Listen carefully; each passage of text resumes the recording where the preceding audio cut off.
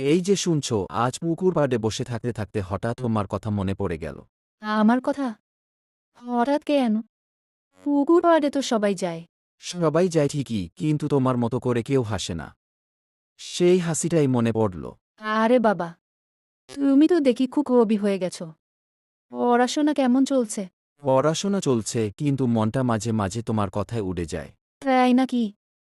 মন উড়ে গেলে পড়াশোনা ডুবে যাবে কিন্তু। ডুববে না। তুমি পাশে থাকলে আমি আরো ভালো করব।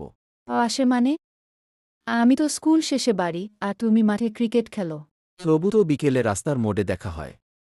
ওইটুকুই আমার দিনের সেরা সময়। নয়? হেসে তুমি সত্যিই খুব অদ্ভুত। অদ্ভুত হলেও সত্যি। জানো, আমি স্বপ্ন দেখি একদিন আমরা দুজন একসাথে অনেক দূরে যাব। দূরে মানে? মানে নিজের পায়ে দাঁড়িয়ে বড় মানুষ হয়ে। হুম, সে স্বপ্নটা ভালো। আগে ভালো করে পড়ো, তারপর স্বপ্ন। কথা দিলাম। আর তুমি? আমিও কথা দিচ্ছি, স্বপ্নটা একা দেখতে দেব না। তাহলেই হলো। আজকের দিনটা মনে রাখব। আমিও। এখন চলো, দেরি হয়ে যাচ্ছে।